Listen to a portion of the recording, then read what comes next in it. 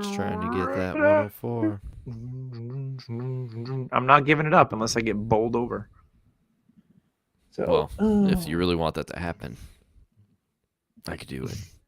Yeah. Bowled over. What does Hit me that with the mean? old, hit me with the old 7-10 split, if you know what I'm saying.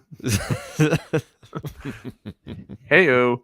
I'll treat you like a bowling ball, if you know what I mean. Is that Miley Cyrus? I came in like a bowling ball. Yeah. I'm it's a sure new she's one. been treated like a bowling ball before. We are live. That's fine. People know what they're getting into. They're like, oh boy, these boys are spicy tonight. Let's go. All right, we'll give it a few seconds and then we'll jump into it, shall we? Well, welcome back to the Dynasty Happy Hour. It has been an uneventful week. Free agency is wound down. We've got a couple signings, a little bit of news and notes, nothing crazy. But the focus of our episode this week is we are going to talk about this running back class who a lot of people are like, ew. And I'm like, ooh, I like this value. So we're going to talk all about it. Jamie, hello in the chat. I'm here with Tyler. Tyler, you're at home tonight, so we know there won't be any internet issues, hopefully, and I won't have to keep talking while you disappear. So that's nice. But how are you doing? I'm great. Yeah, no talking like I'm on Unsolved Mysteries with the black background. Hey, yeah, and then I went into the parking lot and he was just. Is that Robert? Is that your Robert Stack impersonation? No, I'm talking about like when they're all silhouetted out.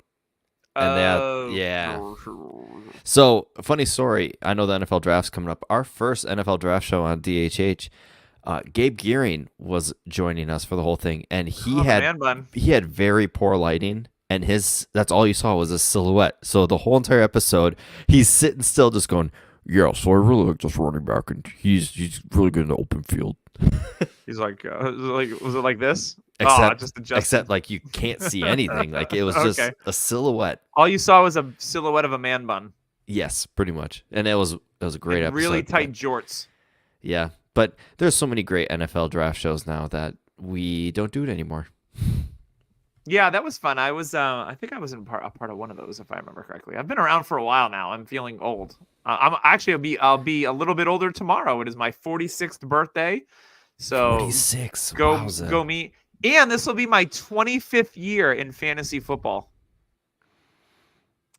You know what else made me feel old is that The Matrix is 25 years old tomorrow as well. And I saw that in the theater on my 21st birthday. So he had a beer and he's going to The Matrix, everybody. That's how old Doug Eddy is. Yeah, I saw The Matrix in the theater. #old. So yeah, my 25th anniversary of The Matrix and of me playing fantasy football. So very, very exciting stuff. Happy birthday. Exciting. Thank you. I appreciate it. Let's get into some news. The big one happened yesterday.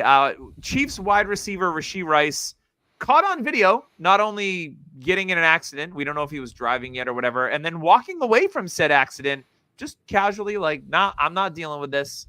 And obviously he is came out from his lawyer, he's lawyered up, smart, that he's cooperating with the authorities. We don't know any details if he was driving, what his involvement was. We just know that the car was registered in his name, so that never looks good. I've seen some people panic selling because, Tyler, as you know, this happens all the time. There's like a sniff of legal trouble. We've seen it with Tyreek Hill. We've seen it with Adrian Peterson. You name the player. We've seen it over the years where Deshaun Watson is another great example. If you see a player that like, trouble, and people sell them on the cheap. I saw Rashee Rice go for the 210 yesterday, which is absurd because Rashee Rice value before this was right around the 107, probably 108 ballpark. Brian Thomas or Rashee Rice is probably who you're debating in rookie drafts. Like if you're lucky, you're trading them 1-for-1 for Brock Bowers, but that's probably like a non-tight end premium. Yeah. And that's like high-end price. Yeah. My take on this is I'm not overly concerned.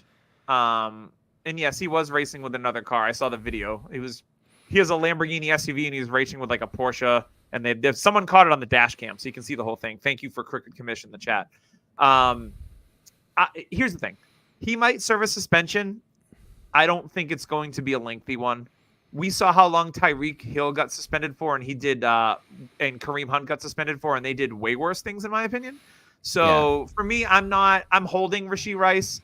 I'm not selling. I guess I would buy if the price was right. If you find an owner that is wants to trade the 210, or they'll take the 210 for Rashee Rice, like I would do that in a heartbeat. I'm fine with that. I don't think this is a huge deal. Yeah, I think with the recent Henry Ruggs incident, people are worried. But Henry Ruggs, let's not forget, killed somebody. So this is not that bad. Rashee Rice, if he was driving, this is a life lesson. Like, he got lucky, and nobody was really, like, somebody went to the hospital. It was a bad But it appears decision. that everyone is okay. Yes, but he got very, very lucky. Like, this was career ending. This was Henry Ruggs, if anything ever happened. I mean, they were flying down the freeway. Oh, yeah. Yeah, you see them come into frame, and it's like, oh. So if I were to have to guess, I would have to say 2 to 4 games. Maybe even 6 if the commission wants to feel a little spicy. But it is the perfect Tyler buying window. Like, because there is worry out there. That I even posted. I said, I'm waiting for the, hey, you should have sold Rashee Rice tweet to pop out. And I told you to sell him. I was waiting for it. I was waiting to see it on the Twitter streets, but nothing popped up. And I was surprised, because usually there's one person that likes to bring that up. Usually there's one person that'll put it out there. I was never a big Rashee Rice person. He was fine. I wasn't. He's a fine wide receiver 2 player, but he's on a great offense, and I think he has the ability to get better. So if I'm looking at it and I can get him for a mid-second, I am smashing that every single day. He is a wide receiver 2-3 on your dynasty roster. He's going to start probably every week. And that's like very valuable. So in my opinion, if there's any dip, check out, and I would definitely try to buy. I did. I've been trying to sell Jonathan Taylor for years now. So I gave up running backs, man. I gave up Jonathan Taylor for Zach Charbonnet because I think he's going to blow up, and Rashee Rice. It's a 14-team league. I like depth, and that was it's important in that league. That was a pretty good trade for me. We should do a segment every week. When we have trades, that we go over the trades that we do. That would be fun. That's a good one. Yeah, because I'm more of an active trader now, and you're like the most hyperactive ADHD trader I've ever met. So there's always something. What? No. You're always trading something, whether it's like, paint on another car on the highway, or rocks. Trading rocks, trading so that I'll leave the Rashee Rice stuff as that. As news comes out or anything, like, we'll obviously let you know. Not much else going on in the NFL. It's kind of that dead period where, it's a lot of draft rumors. The biggest draft rumor that we're hearing of a player that keeps ascending up boards, and now there's chat of Washington being interested at number 2. There's chat of New England being interested at number 3. He's such a New England quarterback. And that's J.J. McCarthy. He had his pro day. I thought he looked okay at his pro day. I'm not a huge McCarthy guy. Like, the system that he ran in college was just super basic. I think he has tools, but I think he's a bit of a project. So for me, like, to take him 2nd or 3rd overall in the draft, like, you're going to have to sit him, I think. I don't think he starts right away, but maybe I'm wrong. That's just my take on McCarthy. I don't think he reads the field really well, to be honest. So, but there's rumors now that Washington and maybe even New England, or there's going to be a team that wants to trade up to get him. Like, this is wild to me. I'm trying to think of a quarterback that ascended this much in the Zach Wilson. Yeah, probably. I mean, because Zach Wilson got all the way up to number 2 because he was quite hyped. And then McCarthy does the Zach Wilson throw crossbody deep in his pro day, and everyone's like, "Don't do that." I actually did not like Zach Wilson. McCarthy, I think. I know you didn't like Wilson. He is a big time. Like, he's a baller. He's a winner. He's a winner. He's smarter. Yeah. Zach Wilson, I don't think was like Zach Wilson. If you watch his BYU tape, he would throw it to the outside, and everybody was like, "Oh, he's got such a big arm." I always felt that the DBs just stared at the throws as he's thrown to the boundaries, and it's like, this would be picked off. There's so many throws in my mind in Zach Wilson's career that I'm like, that's picked off. That's picked off in the NFL. That's going to be picked off. And look, it has been.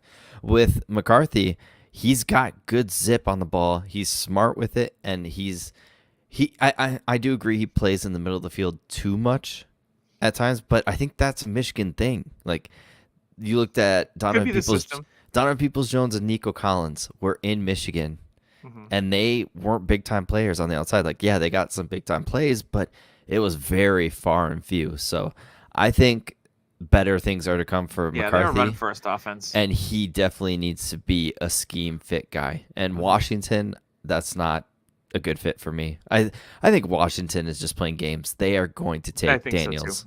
So it's interesting because we had a lot of pro days this week. We had LSU's pro day, so we saw Jaden Daniels not do like the full throwing. He threw to his receivers, but he didn't do the throws that like Drake May did at his pro day. Just to circle back on LSU, Malik Neighbors definitely solidified himself as the wide receiver 1B, or even some even say the 1A in this class. It's an interesting debate to have. And then Brian Thomas looks good as well. We're going to talk about wide receivers next week, so we'll get a little bit deeper into them. But Jaden Daniels at the pro day, he didn't do the full circuit of throws. I watched every single throw from Drake May's pro day, and I thought Drake May looked good. He's got a cannon. I liked what I saw from Drake May. He was right in it with his teammates, pumping him up. Like he was doing a really, really nice job. And I know he's probably been one of the most hated. Not even hated. I think his stock has dropped for no reason. Like he was everyone's second quarterback in this class the whole time. And then all of a sudden, Daniels has the season he had. And then McCarthy has a good season. You have Penix gets into the conversation and guys like that. And, I think the best thing I heard Josh Norris talk about it. They were talking about Drake May and the difference between May and guys like Daniels and Penix and Bo Nix. Those guys were all in college for 4 and 5 years. Drake May's 21 years old. Like Drake May has the least amount of experience outside of Caleb. And he had one elite season. Last year he struggled a little bit, but there's reasons for that. And he's the younger prospect. He doesn't have as much tape or his experience. And I think McCarthy's 20. McCarthy's young. I'm not lumping McCarthy in with some of those guys, though. I don't know. I agree. I'm not a big McCarthy guy. But the thing with May is May had an elite season at the quarterback position. McCarthy, because of the offense that he ran, his numbers looked good, but he wasn't. He was never relied on to take over a game and win a game for them, is what I feel with Michigan. Yeah. Because they ran the football and played defense. With May, the biggest thing with him is the age. And I think he's only going to get better as he gets into the NFL. And a lot of people are like, oh, he should sit for a year. And that may be true. But he strikes me the type that, like, yeah, he'll sit for like 5 or 6 games and then he's the starter. Like, that's kind of how I feel about May. If I'm ranking quarterbacks, I think it's Caleb 1, May 2A, Daniels 2B. Daniels scares me. There's something about Daniels that makes me nervous. I don't know what it is. It's something about it. He makes me a little nervous. Is it the weird elbow? No, it's not that. I don't care about that. He missed a lot of throws that his receivers bailed him out. Like he's got Brian Thomas out there and Malik Neighbors. I'm worried that he's got 2 elite receivers, and they were a big factor in his success. And, I mean, people can go back to Joe Burrow with LSU and be like, well, Joe Burrow did it with 2 elite receivers. Yeah, I agree. But Burrow, that's why people drafted Clyde Edwards-Helaire, because he was part of that team. But Burrow also has 2 elite receivers right now. Like, we're talking elite. And also, if Daniels goes 2, he's got Terry and Jahan Dotson. But are they Jamar Chase and T. Higgins-esque? No. So, for my money, I think I'm going to go with Drake May. I think the Vikings, it's something about it. Drake May is a Viking. I think they're going to have to. Josh McCown, was the high school coach with Drake May. They have just sucked all the info out from him. Hey, have you heard of Clyde Christensen? The name sounds familiar. The quarterback guru whisperer that worked with Peyton Manning and Andrew Luck. Mm-hmm. He actually is with UNC. And Pat McAfee talked about it, and he goes, Clyde Christensen said that he is Andrew Luck, like mentally, physically gifted. He's like, there's nobody that has reminded me of Andrew Luck more than Drake May. Like the way he carries himself and the way he works and how he throws, like everything about him. Mm-hmm. I think Drake May is special. I just think he was in an unfortunate circumstance with the weapons not being there and North Carolina not being great.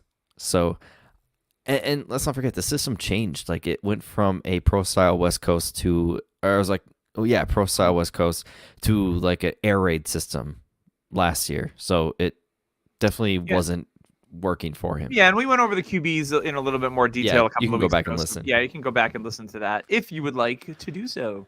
But yeah, the pro days, it's interesting because we had pro days without Marvin Harrison Jr., no Brock Bowers. So to me, the pro days haven't been as front and center as they were in the past, it feels like.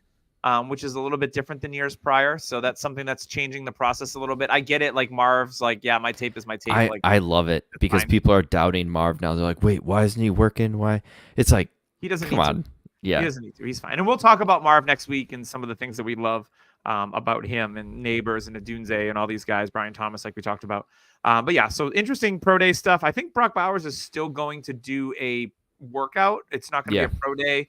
So we'll get you the deets on that as well. It's tax season, so he's got a lot of work there. So him and Hunter Renfrow just linked up. Yep.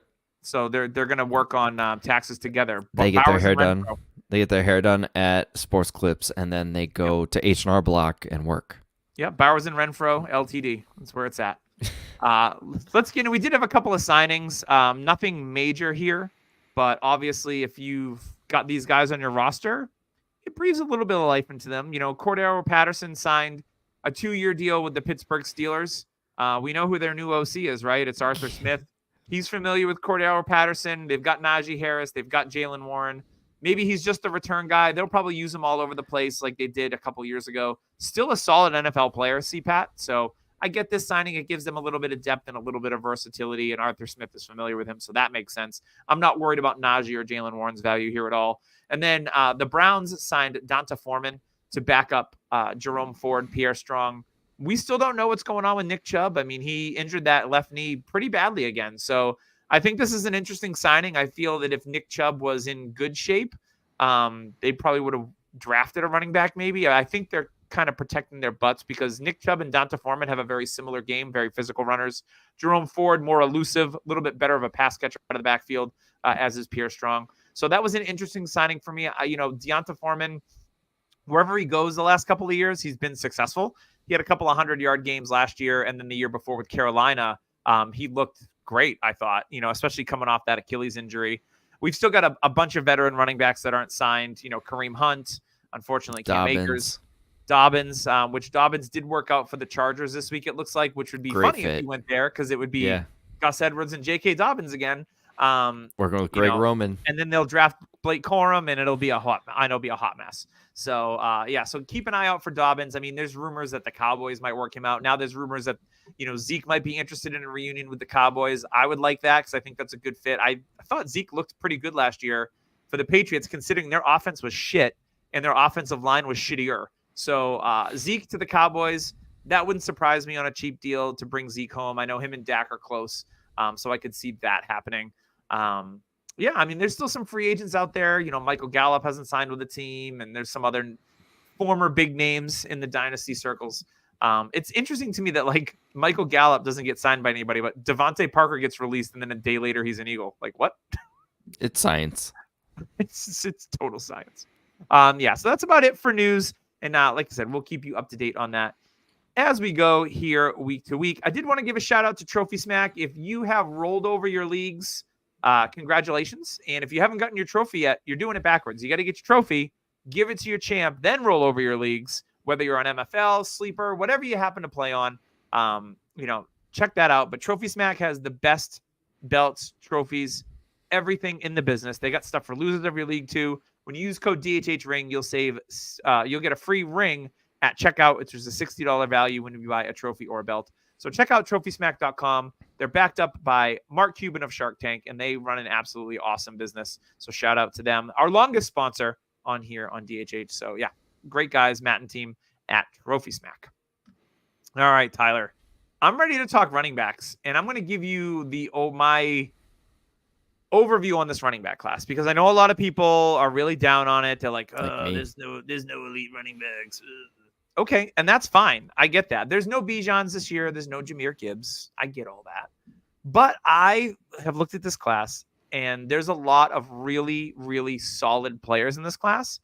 And I think that it'll be interesting the way the NFL values these rookie running backs. I think we probably won't see one get picked until sometime between pick 50 and 60. Hold on. Audric Estime just actually finished his 40 just now. Congrats. Oh, nice. He was he challenging Kyron Williams? No, actually, he beat Kyron by 0.4 seconds. Oh, very nice, very nice. He did run faster at his pro day, so that was good. Yeah.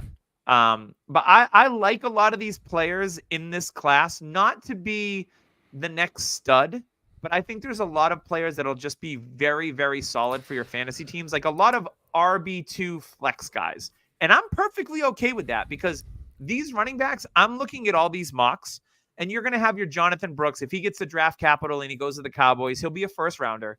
You know, Trey Benson will be an early second rounder. And then you've got a bunch of guys that from 205 to middle of the third round, there's a lot of players I like. We're going to talk about some of them today, like your Blake Corums, your Marshawn Lloyds, your Will Shipley, Jalen Wright. There's just a lot of solid players. So for me, if I have a dynasty team where I don't invest heavily in running backs, and I do have a couple of those, and I have a couple of second-round picks, the value is going to fall to you because this class is so deep at wide receiver. It's deep at quarterback. So it's gonna push running backs down the board, which to me, I don't want to invest a lot in running backs to begin with because we know if you get 3-4 years out of them, you're lucky. You know, if you get anything longer than that, then awesome. But 3-4 years is what you're looking for. So if you can get a guy in the mid-second to mid-fourth, because there's a lot of running backs in this class, that's the way to do it. Stash them on your taxi. Injuries happen. Look how many running backs played last year that didn't really have any fantasy value, and then all of a sudden you're like Zamir White, you're starting, and like he's winning you weeks, you know, because of opportunity. And you drafted him in probably the late third or fourth round in your rookie class. Like, and I think a lot of these prospects are better than Zamir White. So just an example. But it's going to be a very interesting class, and I want to talk all about it. Tyler, you don't like this class, so I talked to how I enjoy it because of the value, and I like a lot of the players. What's your take on the class? I just fear we're looking at a lot of backup and hopefully injuries kick in type situations with these running backs. I would say there's maybe 3 or 4 that could end up in decent situations, but the way the free agent running back class went, it just says to me that the NFL teams looked at it and was like, hey, let's spend a little extra because none of these guys are going to be the star we need. Like, in my opinion, I think the best bang for the buck right now is Jalen Wright, but he's rising up draft boards. He is. He's the explosive athlete that I think is like the Devin Achane type player that can take any carry to the house. And now people are looking at it like, okay, I've done a rookie draft and I've seen the second round. Guys, the second round without landing spots is not pretty. It's not. Like, I get everybody said get those second round picks, but we're really hoping these running backs land in great situations. And I'll tell you what, year in and year out, we're very disappointed by landing spots. Maybe 2 or 3 pop up and you're like, yes, there it is. Perfect. Evan Hall, for prime example, was like, hey, we like the player. We like the landing spot. He had an injury. Now what's happening? And I think something else that's going to push running backs down the board is that people are going to get too caught up in draft capital. Like if Braylon Allen gets picked in round 4, love him. People are going to be off of him because they're like, oh, he only got round 4 draft capital, not realizing that like in today's running back environment, round 4 draft capital isn't terrible. Like It's really not. Like, so for me, if a guy gets picked in the 4th or 5th round, if it's a player that I like, even if the spot isn't great, but if someone gets drafted by Baltimore and he's behind Derrick Henry, who might be there for a year, or he's behind Josh Jacobs, which ultimately signed a 1-year deal with, you know, team options. Like, and AJ Dillon, I mean. Oh, Quadzilla. I mean, you can't mess with him. But or Minnesota, like Aaron Jones will be there for a year. There's going to be a lot of these opportunities that I think people won't look far enough into the future with this. They're just going to take like, oh, he went to Minnesota, he's not going to play at all this year.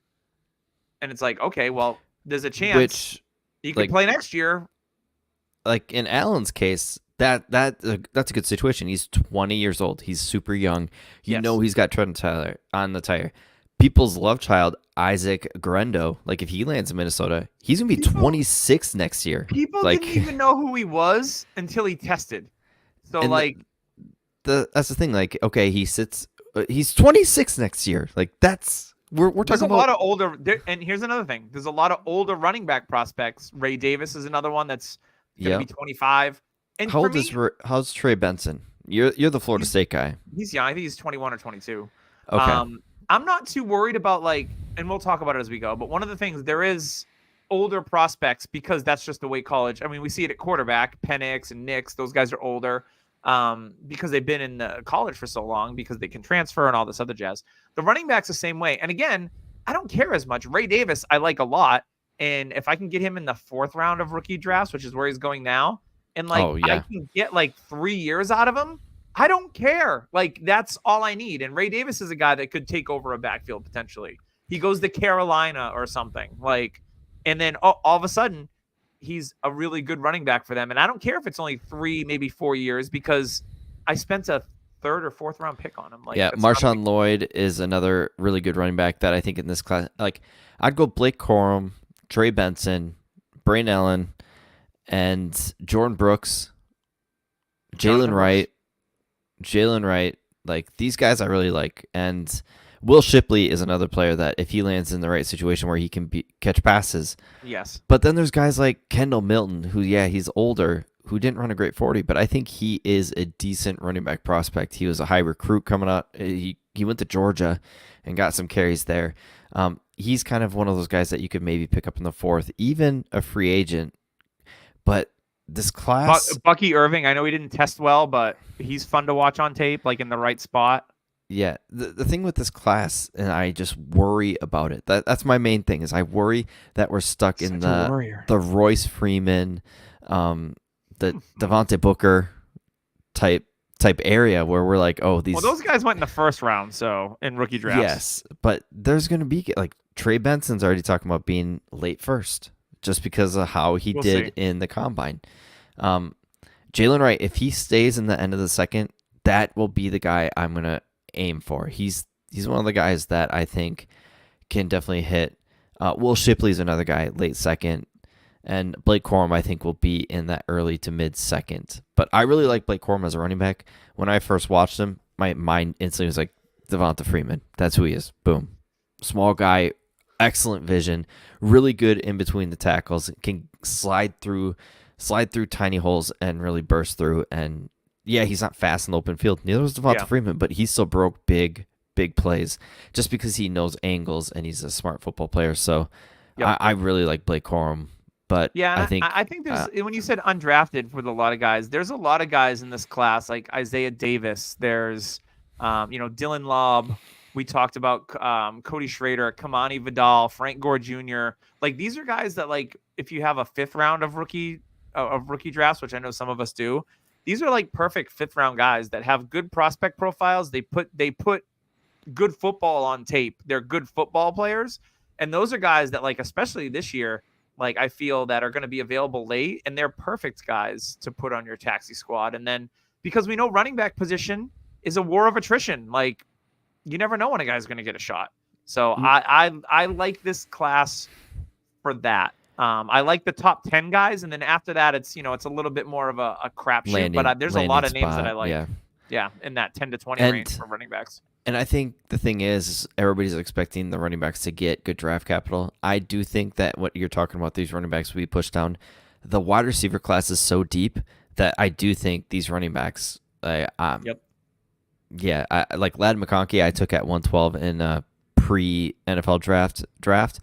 At 112, there's a chance maybe Trey Benson gets in that spot, but nobody was looking at running backs real early until 204, 205, and that was right when people were starting to look at running backs because this wide receiver class is so deep. You're gonna have Brock Bowers in there. If you're in Superflex, you're gonna probably have Penix and Bo Nix in there. 5 quarterbacks. Yeah, Bo Nix. Let's be honest, he's gonna be a Bronco. Probably. He's so smart and he's Drew Brees. Yeah, let's not get into it. I'm so pumped for this draft because it's gonna be crazy. I think Penix, the way he ran his 40, I would run a 40, but still ran a 4.5. That's nuts. Yeah, he looked like he wasn't going that fast, but he was smooth. He looked like me running. I was just jogging. And it's 4.5. I was like, what? What? Yeah. Yeah, Penix had a nice pro day. So I think he did a lot for himself. And The whole team, the coaching staff, they love him as a leader. Like everyone gives him the highest of praise. Well, he's like 32 years old. He's a veteran. Yeah, he's seen things, as they say. He's seen some things. But going back to running back class, like let's go over some numbers at the combine. I got them up right here. Jalen Wright 4.38. Trey Benson shocked the world with a 4.39. Marshawn Lloyd 4.46. People thought he'd be in the 4.5s. Mm-hmm. Ray Davis a 4.52, which is just fine. Blake Corum, everybody thought he was gonna be a 4.6, a Kyren Williams style. He came up as a 4.53. Dylan Lobb a 4.54. We got Bucky Irving. Bucky Irving, I think, was the disappointment. People thought he'd be a 4.3, but he was a 4.55.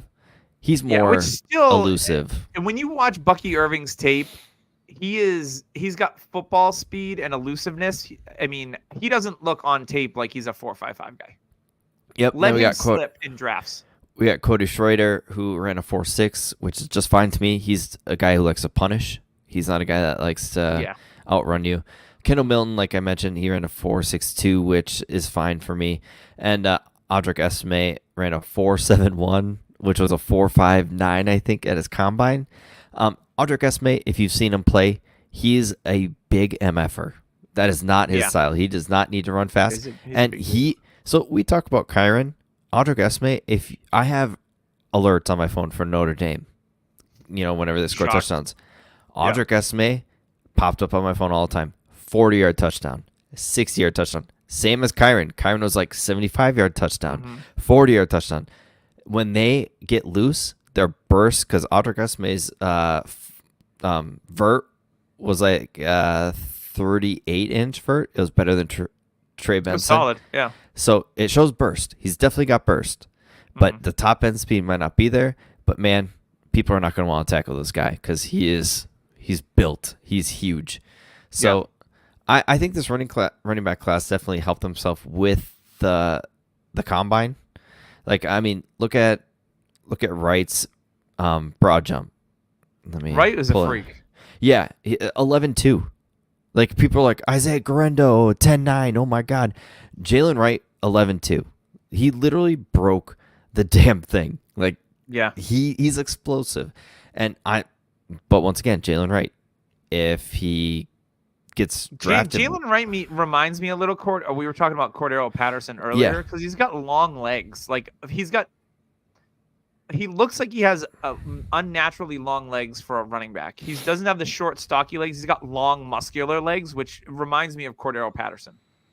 Okay, yeah, I mean that's what he's going to be used as. He's going to be Devon Achane style, 10 carries. He's going to be a guy that they're going to want the home run at because he can give you that home run. It was shown in college and it's shown now. So yeah, like I know we're not going into too much depth here with like player by player, but that's how this class is. Like after Henderson left and went back to Ohio State, we all knew this wasn't going to be the class. Like Braylon Allen, 26 reps. Yeah, like Braylon Allen, 26 reps. Dude, strong. Like he's 20 years old and he started playing college football at 17. Like he is the guy that I think is the one we should really be looking at as the high profile prospect. And in mocks, I mean, we don't know what his NFL draft stock is going to be, but in mocks, I continuously see him wind up end of the second or early third. And to me, that's kind of crazy. Like his tape is so good. In a typical year, like he's going to be a first round pick. Like I feel in a traditional year, like where we don't have 50 good receivers, and 10 good quarterbacks. I'm being facetious, but like Blake Corum, 27 reps. Dude strong, muscle hamster, 2.0. Marshawn Lloyd, 25 reps. We got Audric Esme, 23. Lobb, 23. Like Lobb's that Evan Hull-esque style, sneaky athlete. Like Danny Woodhead, but a little bit juiced up Danny Woodhead. First one in, last one out. Oh, lunch pail guy. Lunch pail guy. Lobb's just a good, complete player. Like he's the kind of guy that like I can see him chipping away and him. Same with Schrader. Like I can see them working so hard that coaches love them and they start to get work.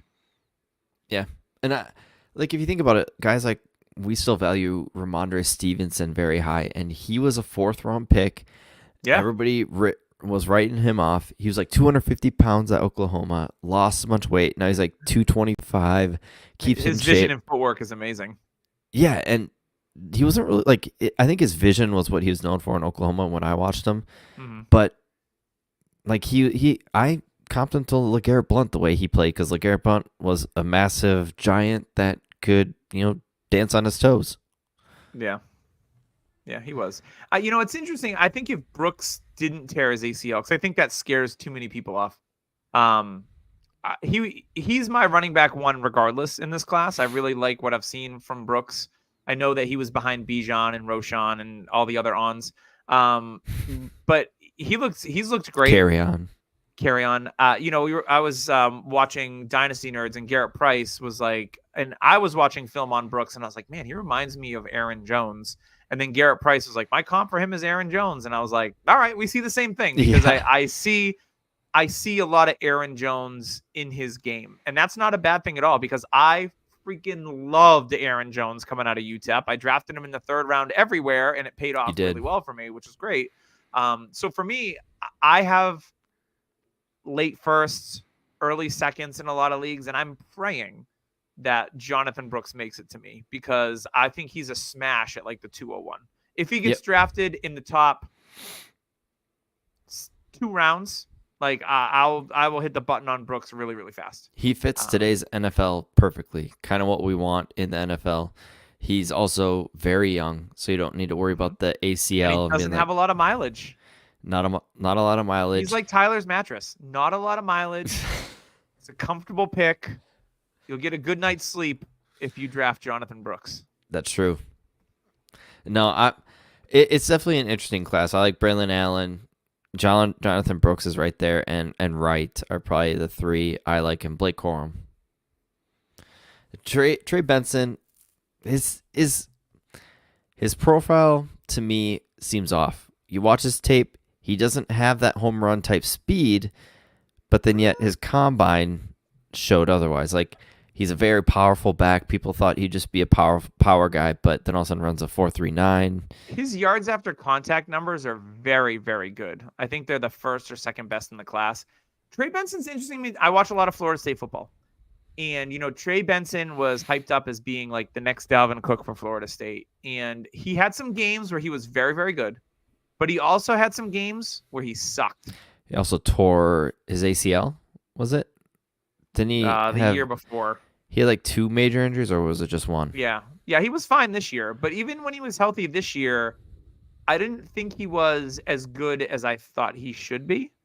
He struggled a little bit with, he's hard to take down on the first tackle, but I think his vision needs some work. I think that he chose, like, his footwork is pretty good, but he doesn't cut like sharply and confidently.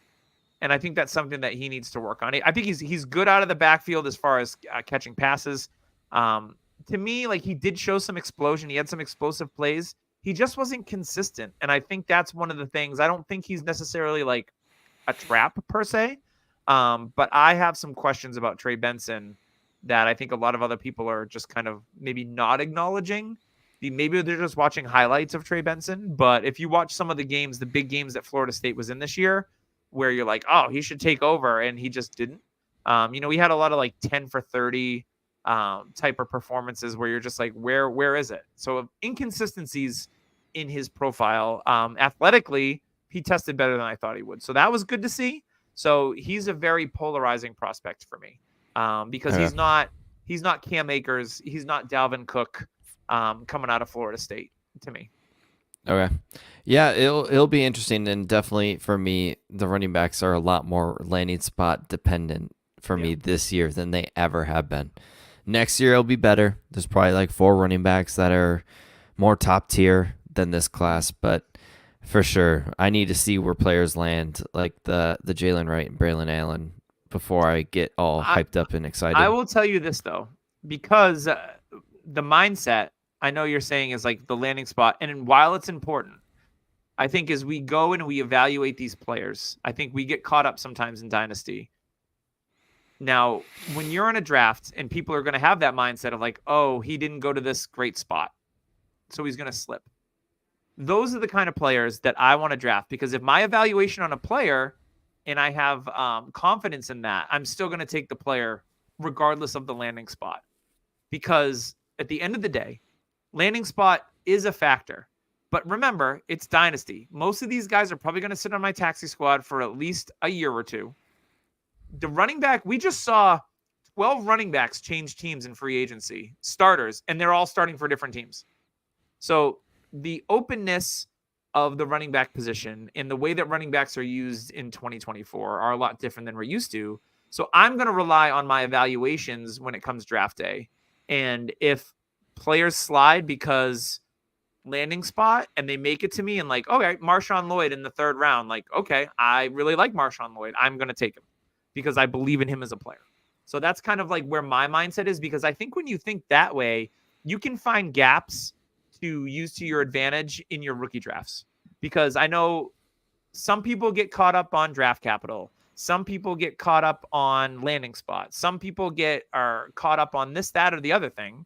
And that's, you have your own process. I have mine. But I think a lot of times the margins are pretty thin sometimes, but you can gain value by just going with your assessment of the player. And if they're a good player and you really like them, just draft them regardless of where they landed. Yeah, I think for me, it's the AJ Brown thing.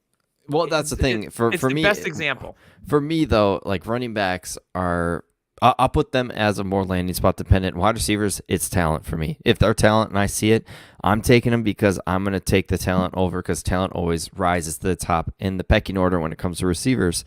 But when it comes to running backs, if there's an old dog in the kennel, like a Derrick Henry, and Marshawn Lloyd lands with Baltimore, there ain't no way Derrick Henry's giving up carries to Marshawn Lloyd. No. Like Mitchell will get carries more than Marshawn Lloyd in that backfield, just because he's been on the team and the team knows him. Like that's how running backs are. Mitchell was a rookie last year. We didn't expect anything from him. Yeah, but it took a long time, even though he showed, it took a long time to get over 10 carries. Sure. And that's the thing with running backs. Like I agree. They're going to get, if they get pushed down, I'm going to take a guy like a Braylon Allen, somebody who I like that I think can be a difference maker for a team, that can come out of nowhere and prove their point. But other than that, like I think I'm just out. Like give me and another thing is, these Puka Nacua last year type thing, they're going to push running backs down even more, because people are going to follow the trends and be Puka, like, the next yep, Puka. Who is it? This Brendan Rice is Puka Nacua. Like, oh, Brendan Rice, he's a 5th round pick, son of Jerry. So man, he's got the lineage. I'm going to be honest with you, a little sneak peek, I'd really like Brendan Rice. So, I like Brendan Rice too, yeah. And like Frank Gore. It's going to take someone deeper than that to be the next Puka. Yes, like Puka.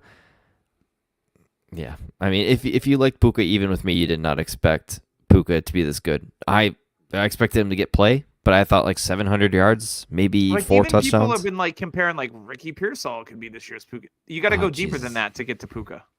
Like you have to go deeper. There's a couple of receivers, and we'll talk about it next week.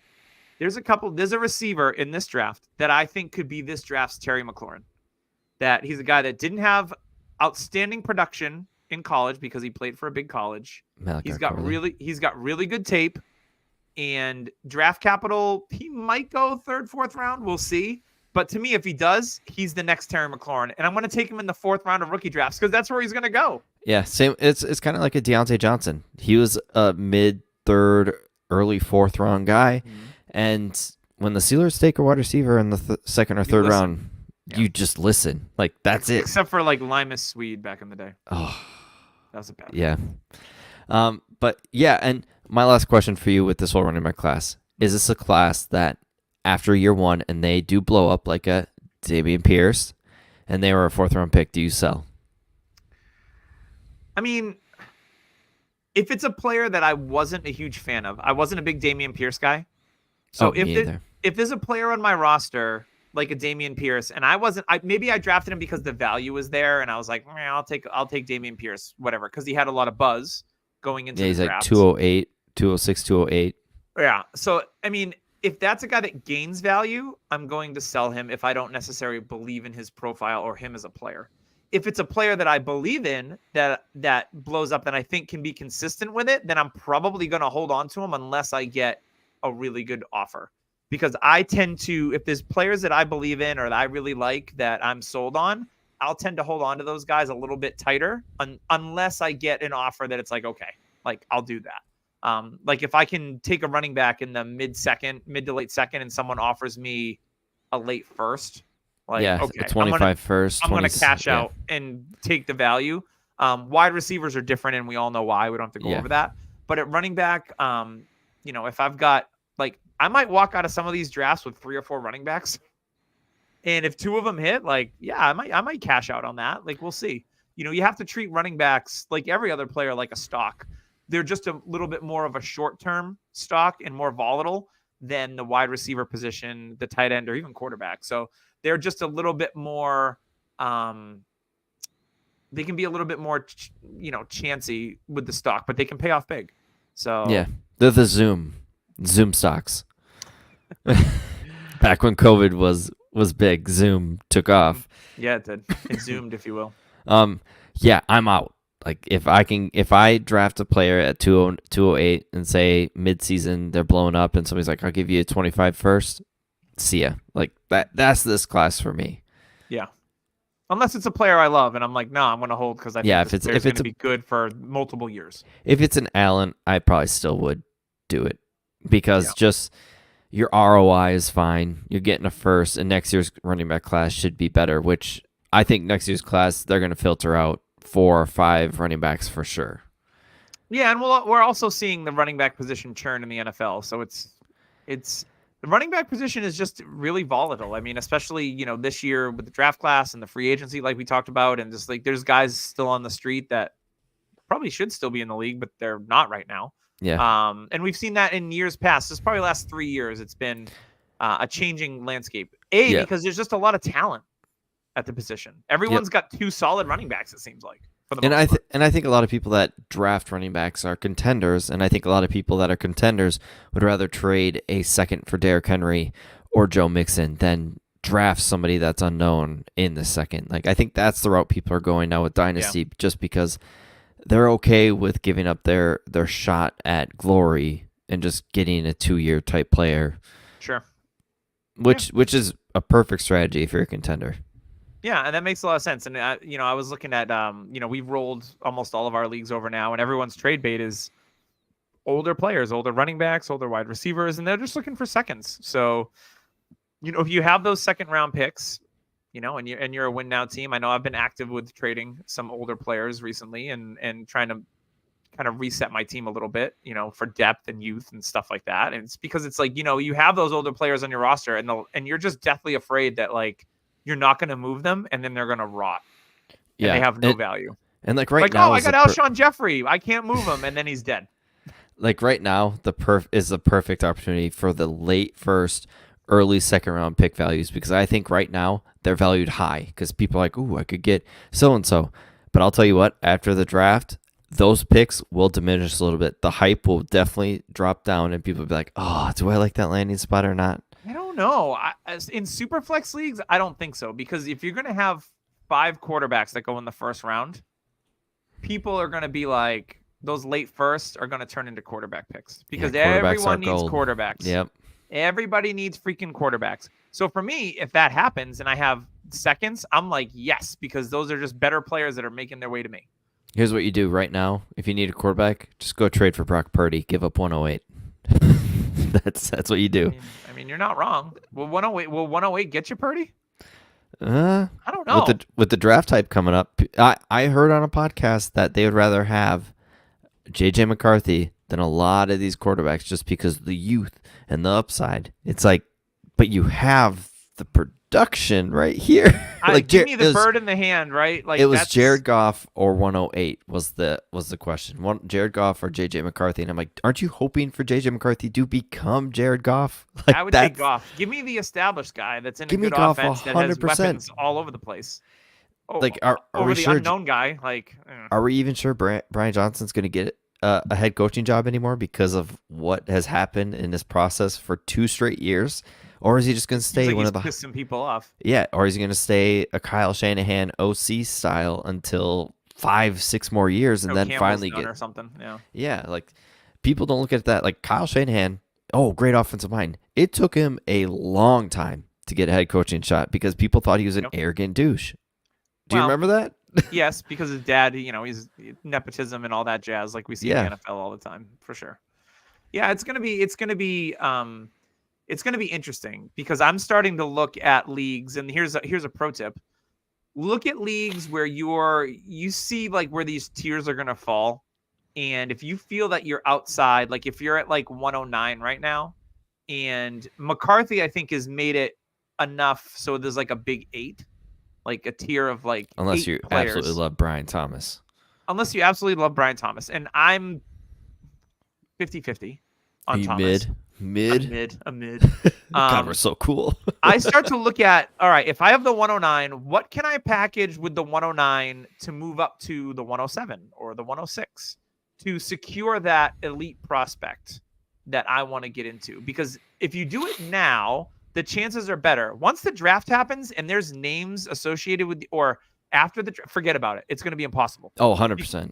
Because once landing spots are in there, people will get locked in. And then once they draft a player, once there's a name next to that 107, I want to trade for Rome Odunze. It would have been easier to trade for the 107 than to trade for Rome Odunze. Like right now. That is just how it works. So if you're looking at leagues, there's a single QB league that I'm in where we're drafting at the 105. So I'm looking at it and I'm like, all right, the top 4 is going to be Marv. It's going to be Malik Neighbors. It's going to be Brock Bowers. It's going to be Rome Odunze. What do we do at the 105? It's a single QB league. Up. Do I want to draft Caleb? No. I got Burrow and Fields. I'm fine with that in a single QB.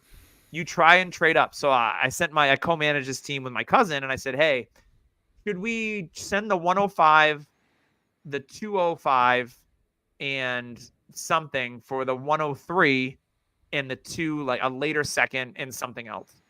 He hasn't responded to me yet, but I was like, I want to get ahead of it. So if I can get up to the 103 now, like, because it's going to be impossible to do in 3 weeks. Yeah. Like virtually impossible. And I don't want to be that, like, I guess I'll take Brooks or Brian Thomas at the 105. I'm not thrilled with that. I would rather get into that elite tier of players if I can, even giving up a mid-second round pick. That it's that important to me.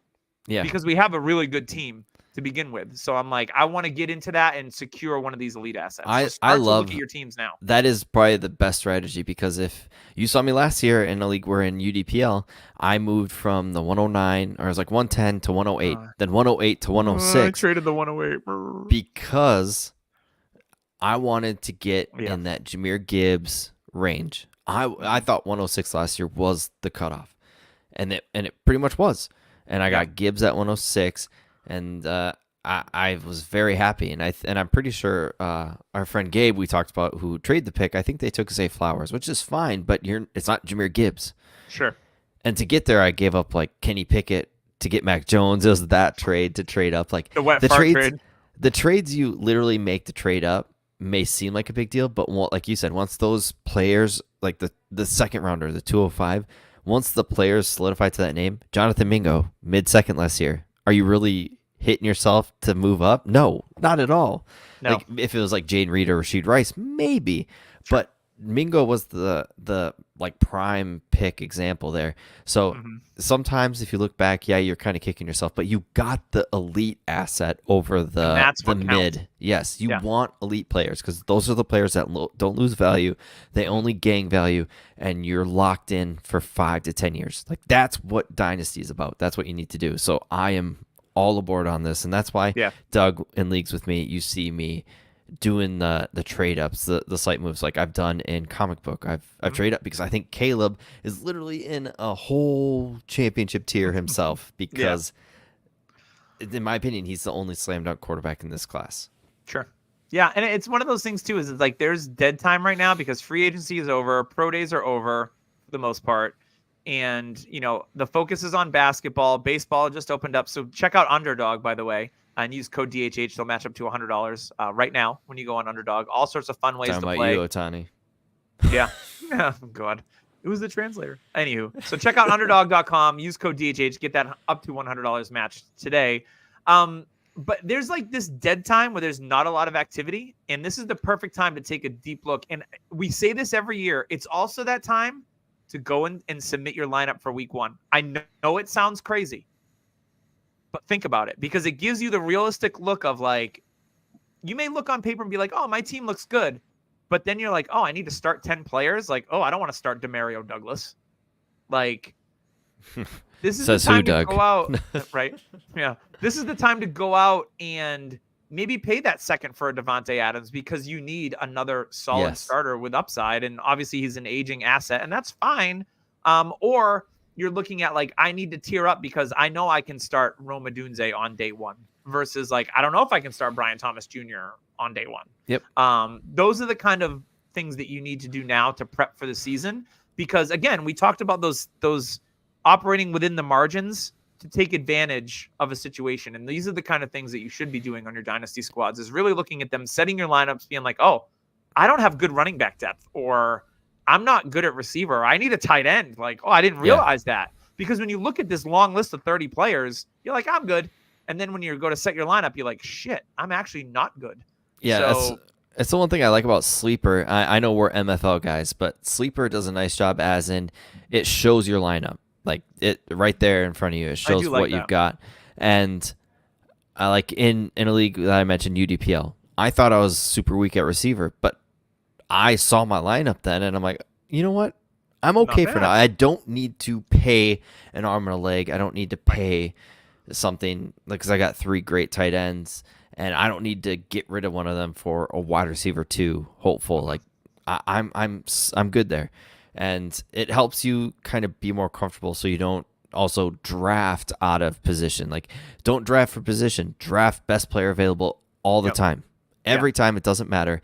Every time I've drafted for position, it's kicked me in the ass. So the past 3 years, I've actually drafted for best player available, and it's worked out. And I'll tell you what, it will work out every time. And that the whole looking at your lineup helps with that mindset, because it helps you be like, okay, I don't need to reach for this. And running backs, we talked about it and it's today. Something that you haven't looked at in 4 months. Yeah, and so, running backs, take a look. And running backs, there's like, if you feel like you only got one running back, it's okay. Running backs will pop out of nowhere. Go buy Gus Edwards for a late second and feel comfortable with him getting 12. Buy him for a third, I would think. Like that. Yeah. That's, go get cheaper assets. Like we talked about, Derrick Henry, Joe Mixon. Those guys are pretty cheap. Austin Eckler. Buy Brian Robinson for a mid-second. Yeah, like 100%. Like there's so many running backs out there. Tyler Algier could be a good, really like 3rd rounder. He's going to get some touches. Yeah, Bijan's there, but Algier showed plenty of spark and can definitely get you some points. So sure, buy Zach Moss cheap. Like, no thanks. You can't make me. I mean, I'm literally starting running backs of like Chuba Hubbard and Devin Singletary in a league because I don't care. Yeah, and they're both productive guys. Like, they'll both be productive, but they're not going to set the world on fire, and that's okay. 100%. Yeah, go buy Keaton Mitchell. Go buy these like guys that have some injury or young. Like, there's so many running backs to just go take a chance on. Ty Chandler, Aaron Jones, is he going to stay healthy? Who knows? Ty Chandler could be a dirt cheap buy. Yeah, 100%. I agree with that. But yeah, that's a good way to wrap us up on the running back. Some little draft strategy, some off-season tips for you to look at your roster, and really, like I said, you haven't looked at it in 4 months. A lot of things change in 4 months with player values and positional needs. So make sure you take a look, because you want to be sharp. We talked to Leo Pasiga a few weeks ago. He writes down notes. He's sharp. He checks this stuff. It'll give you the competitive advantage that you need over your other managers a lot of the time. And if you need to trade up into a tier, do it now. Yes. You can't wait. If you wait, it's too late. I'm going to get that tattooed. If you wait, it's too late. So in the listener league, we carried it over to Sleeper. Mm-hmm. I offered him a player, Debo, for 112. And I won't say any names. He might be listening, but it's a 14-team league. It's a 14-team league. So 112, and he's like, let me think about it. Let me see who gets drafted in that spot. And in my mind, there's a chance I might revoke it because of that. Like, just because if I see 112 and like, okay, I'm getting AD Mitchell, who I'm Troy Franklin, maybe? Yeah, I'm 50-50 on. Give me the known commodity who's 28 years old over the hopeful. Like, that's the risk you're also taking with this. Is so like in his part, I want to kind of tell him, be like, hey, you should just accept this because there's a chance I ain't gonna accept it. Well, yeah, that's a good strategy too. But shout out to Trophy Smack as well as Underdog. I do want to give a shout out as well to Manscaped, my favorite tool that I use on a weekly basis. Tool for your tool. Tool for your tool. All my twig and berries. It does an awesome job. So make sure you use code DHH. You'll save 20% on manscaped.com. You'll get the Lawnmower 5.0, I believe, which, Tyler, you got to email them. I need the updated stuff. I'm almost out of ball cream, okay? I need some more. I need some more. How has that lasted you so long? I need a resupply. All right? That's all I'm saying. You just mixing it with water now. Just I'm not that cheap. Jeez. Good Lord. Good Lord, I'm not that cheap. Although the Poopery hot tip is if it gets low and it doesn't pump anymore, add a little bit of water to it, you get like another few weeks out of it. That's just expensive. So that's my money-saving tip of the day. Money-saving tip. And also money-saving 20% off at Manscaped. It's just an awesome product. I've never had it nick or cut me. It does a great job on my beard, my face beard, my crotch beard, all the things. Yes, it looks great. Beautiful, beautiful product, Peter. So check it out. Check it out when you can. Let's wrap this thing up. Leave a review on iTunes and make sure you leave a review. Leave us some comments, things that you'd like to see. Maybe it's a new segment that you would like to see or something that we can incorporate into the show. We're always all ears, especially me because I'm part elephant over here or bat, whatever has large ears. I'll do either one of them. And I'm an anteater if we're going to go body parts that are oversized. My giant nose. It's the bat and anteater show. Yeah. It's Gonzo and Dumbo up in this building. Yeah. So make sure you leave a review on iTunes. Give us some feedback. We would love that as well. We will see you next week when we talk about this very deep, very, very deep wide receiver class. It's going to be a fun one. So make sure you come back next week. Breaking news. Carson Wentz just signed with the Chiefs. Really? Yes. To back up Mahomes. Interesting. It's happening. No. We'll talk about it next week on the Dynasty Happy Hour.